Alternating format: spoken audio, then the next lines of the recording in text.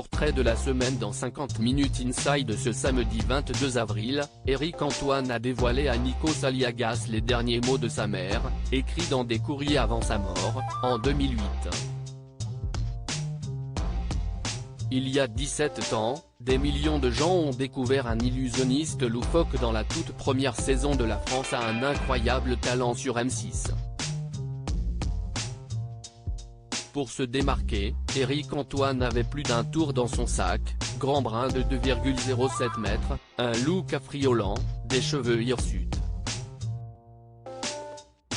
Le comique avait de quoi marquer les esprits, sans compter sur ses prestations, résultant d'un savant mélange entre l'humour et la comédie.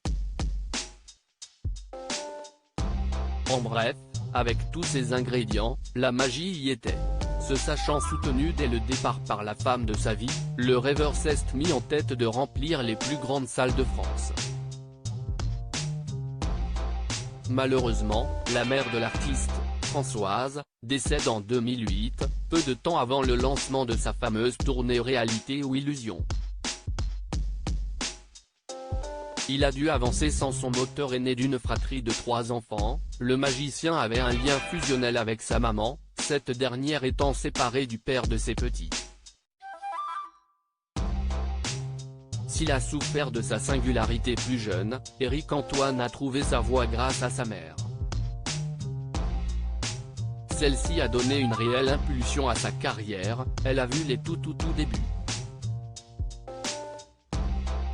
Elle a vu, je crois, mon premier autographe et après elle est partie, explique-t-il face à Nikos Aliagas dans 50 Minutes Inside ce samedi 22 avril.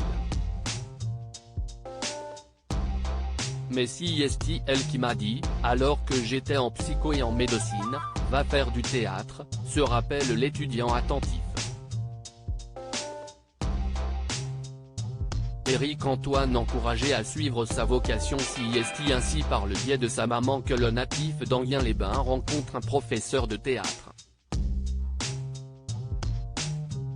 Et là encore, Françoise est au rendez-vous, assistant à la moindre représentation de son garçon. Dans la salle, Éric Antoine croise les yeux de sa mère et il y voit de la fierté.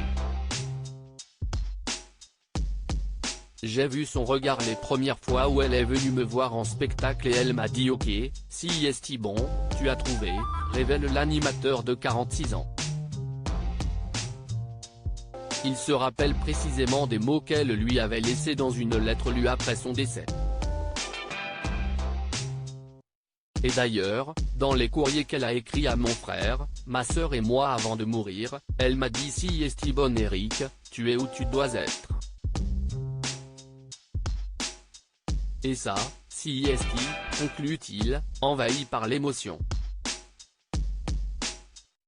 À lire aussi Éric Antoine, il dévoile le mensonge amusant qu'il faisait à sa mère lorsqu'il était enfant.